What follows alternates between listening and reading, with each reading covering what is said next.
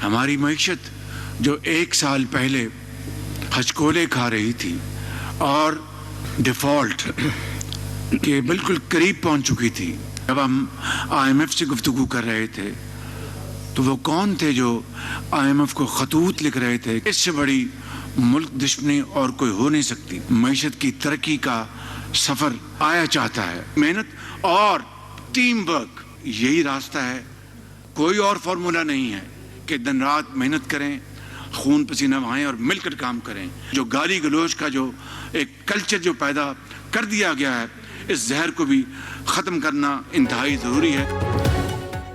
शहबाज शरीफ हुकूमत का 1 साल, वज़ीर आज़म ने कौम के सामने कारकर्दगी पेश कर दी। खुसूसी इजलास से खिताब में कहा, 1 साल कबल मईशत दिवालिया के दहाने पर खड़ी थी, अपनी सियासत की कुर्बानी देकर रियासत बचाई।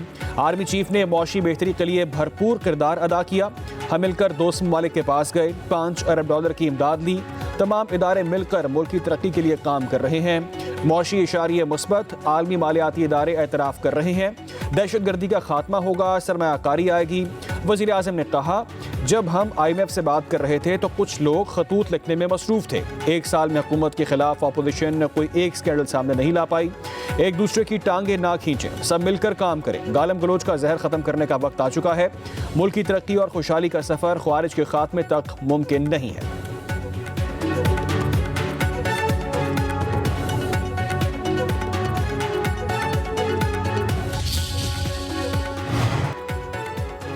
मुश्किल हालात में हुकूमत संभाली, हुकूमती इक़दामात से तमाम इदारों में तरक्की का सफ़र जारी है। वज़ीर दिफा ख्वाजा आसिफ का इजलास से खिताब, कहा हर किस्म की दहशत गर्दी का मुकाबला कर रहे हैं। PTI ने मुल्क में इंतशार फैलाया, हमारी सिम दुरुस्त है, नए सफ़र का आगाज हो चुका।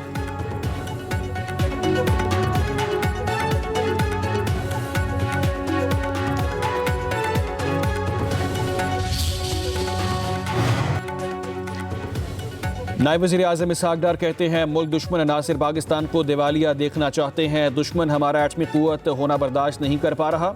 इसहाक डार का खुसूसी इजलास से खिताब, कहा हुकूमत ने मुल्क को दिवालिया होने से बचा लिया।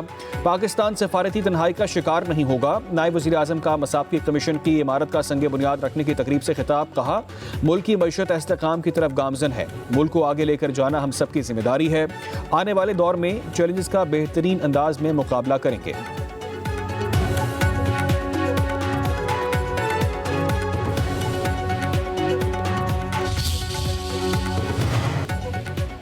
अफरात-ए-ज़र से मुताल्लिक़ अदाद-ओ-शुमार गलत, हुकूमत अपनी नाकामी का इजहार कर रही है। अपोजिशन लीडर उमर अयूब का हुकूमत की 1 साला कारकर्दगी पर रद्द-ए-अमल, कहा लार्ज स्केल मैन्युफैक्चर का शोबा सुकड़ गया, बिजली और गैस की कीमतों में इजाफा हुआ। PTI दौर में यूनिट 17 रुपए का था, आज 85 रुपए का है। 400% इजाफा गैस की कीमतों में हुआ। मुल्क में सरमायाकारी नहीं हो रही। अपोजिशन लीडर ने कहा कि हुकूमत झूठ बोल रही है, बलूचिस्तान में हालात तशवीशनाक है।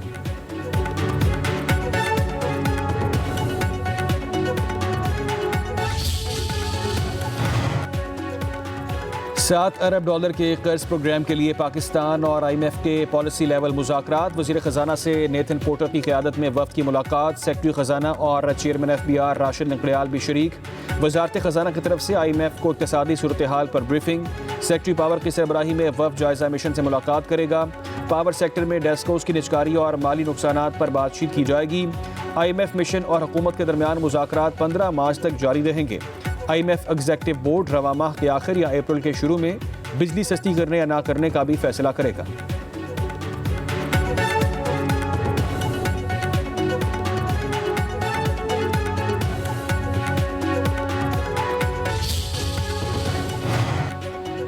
मुशीर इत्तलात KP बैरिस्टर सैफ कहते हैं कि बानी PTI से मुलाकातों पर पाबंदी का मकसद रमज़ान मुबारक में अज़ियत देना है। बानी PTI और बुशरा बीबी को सहरी और इफ्तारी में कुछ भी फराहम नहीं किया जा रहा। दोनों को खाली पेट रोज़ा रखना पड़ रहा है, उन्हें इबादत से भी रोका जा रहा है। जाली हुकूमत के ओछियत कंटों के बायस अवाम में शदीद तशवीश पाई जाती है।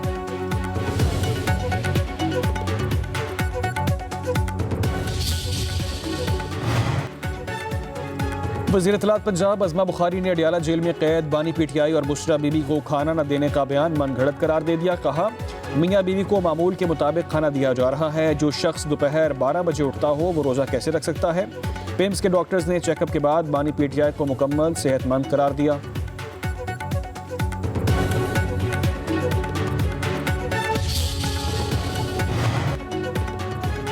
बानी का मामूल का चेकअप हुआ, वो बिल्कुल ठीक है। उन्हें सहरी ना देने और इबादत से रोकने की बातों में कोई सदाकत नहीं। मुलाकात के बाद सलमान अकरम राजा की गुफ्तगू। बोले बदकिस्मती से कुछ लोगों ने वकालत के जरिए अपना सियासी कद बढ़ाने की कोशिश की। बानी जिसे जिम्मेदारी दें उसे सियासत करनी चाहिए। नियाजुल्लाह नियाजी को बानी PTI का तर्जुमान मुकर्रर किया गया। फैसल चौधरी को हिदायत की गई कि वो तमाम पटिशन चौधरी जहीर अब्बास के सपोर्ट कर दें। मौलाना के हवाले से बानी PTI ने कुछ हिदायत दी हैं जो मैं उन तक पहुंचाऊंगा।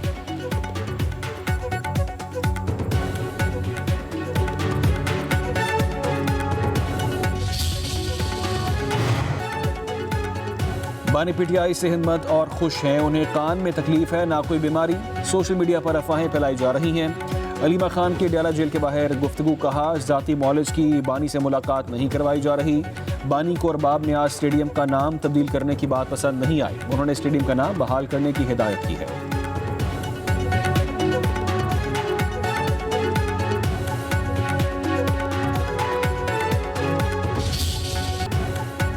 जुर्म किसी ने भी किया हो सजा तो होनी चाहिए। ट्रायल यहाँ हो या वहाँ क्या फ़र्क पड़ता है। फौजी अदालतों में सिविलियंस के ट्रायल केस में जस्टिस जमाल खान मंदोखेल के रिमार्क्स। फैसल सदीकी ने दलाइल दिए, ट्रायल में ज़मीन आसमान का फ़र्क है। एक ट्रायल आज़ाद है, दूसरा मिलिट्री में है। अगर ये कहते हैं कि कोर्ट मार्शल करना है, उसका भी मुतबादिल है। जस्टिस जमाल मंदोखेल ने कहा कि सारे फोरम्स काबिल एहतराम हैं। जस्टिस मोहम्मद अली ने इस्तफसार किया, मिलिट्री कोर्ट से कितने लोग रिहा हुए। फैसल सदीकी ने कहा कि 105 में से 20 मुलजिम रिहा किए गए। जहां दिफा पाकिस्तान को खतरा होगा वहां सिविलियन का मिलिट्री कोर्ट्स में ट्रायल हो सकता है। 9 मई वाकयात में केसेस तोड़ फोड़ के हैं। ट्रायल आम फौजदारी अदालतों में होंगे। समाअत कल तक मुलतवी। वकील आबिद जुबैरी दलाइल जारी रखेंगे।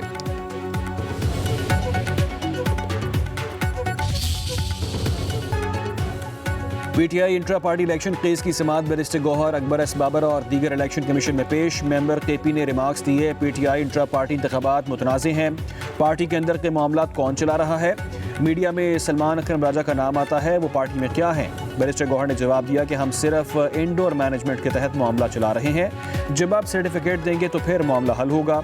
मेंबर इलेक्शन कमीशन ने कहा हाई कोर्ट से हुक्म इम्तनाई ख़त्म कराएं। बैरिस्टर गौहर ने कहा कि इस केस में कोई हुक्म इम्तना नहीं है। केस की समाअत 8 अप्रैल तक मुलतवी।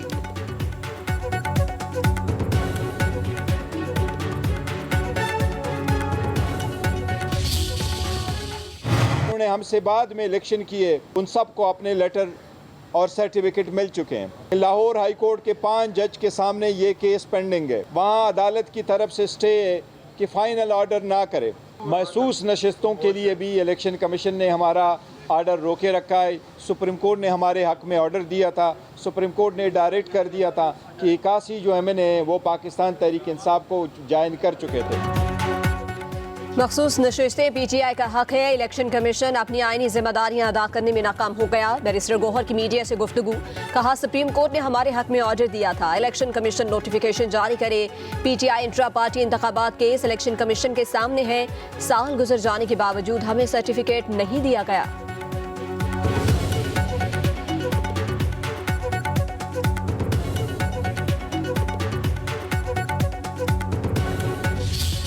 पाकिस्तान के इंसाफ जो है ये घुसपैठियों के कब्जे में है। पाकिस्तान तहरीक इंसाफ की जो तंजीम है उसकी कोई कानूनी हैसियत नहीं है। खुद साख्ता ओहदे लेके बैठे हुए हैं। वो पाकिस्तान तहरीक इंसाफ के फंड्स को कैसे मैनेज कर रहे हैं। करोड़ों की और अरबों की बंदर बांट हो रही है। हमने कहा था ये अकाउंट्स को फ्रीज किया जाए। यहाँ पे जो घुसपैठिए हैं ये अपने मफादात के लिए पार्टी को इस्तेमाल कर रहे हैं। अकबर एस बाबर का कहना है कि इलेक्शन कमीशन ने इंट्रा पार्टी इलेक्शन को मुतनाज़ करार दिया। तहरीक इंसाफ ने इंट्रा पार्टी इंतखाबात का ढोंग रचाया। PTI रहनुमाओं का जमहूरियत के लिए जद्दोजहद का दावा झूठा है। मीडिया से गुफ्तगू में बोले कि PTI की तंजीम की कोई आईनी हैसियत नहीं। हम चाहते हैं कि इलेक्शन कमीशन फौरी फैसला सुनाए।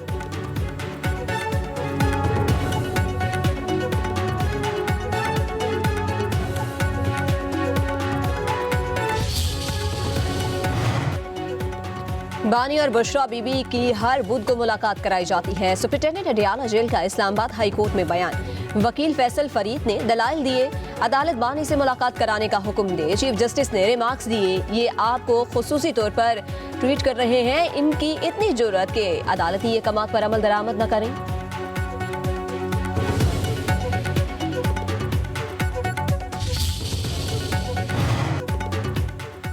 पेशावर हाई कोर्ट ने सेनेटर फैसल जावेद को उम्रे के लिए जाने की इजाज़त दे दी। पीटीआई रहनुमा का नाम आर्जी तौर पर PNIL से हटाने का हुक्म। जस्टिस साहबजादा असदुल्ला ने रिमार्क्स दिए कि आप उम्रा करके वापस आ जाएं तो फिर केस देखेंगे। उधर तहरीक इंसाफ के 22 कारकुनान की जमानत की दरख्वास्तें खारिज।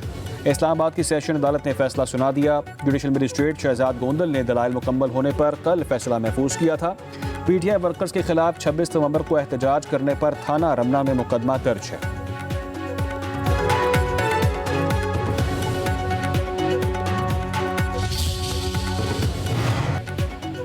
पंजाब में सियाहत के फरोग के लिए 170 सियाहती मकामात और ट्रेल्स बहाल करने की मंजूरी। वज़ीर आला मरियम नवाज ने सूबे के सबसे बड़े और जामे टूरिज्म प्लान और पहली टूरिज्म एंड हेरिटेज अथॉरिटी की मंजूरी दे दी। टूरिज्म मोबाइल ऐप भी तैयार। ऐप के जरिए वर्चुअल सेर जबकि होटल बुकिंग और दीगर सहूलियात दस्तयाब होंगी। टूरिज्म ट्रेल में wall city of Lahore, Sikh side, GT road की मुगल यादगारें, सॉल्ट रेंज, अहमदाबाद शामिल। लाहौर, मुल्तान, बहावलपुर, चकवाल और जेहलम समेत मुख्तलिफ शहरों में टूरिज्म साइट्स को डेवलप किया जाएगा।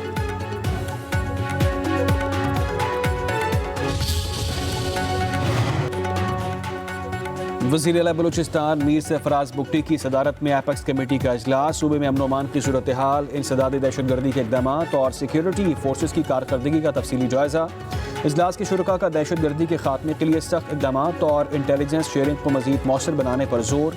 वज़ीर आला ने कहा कि क़याम अमन के लिए तमाम इदारे एक पेज पर हैं। अवाम के जानो माल के तहफ़्फ़ुज़ यकीनी बनाने के लिए कोई कसर नहीं छोड़ी जाएगी।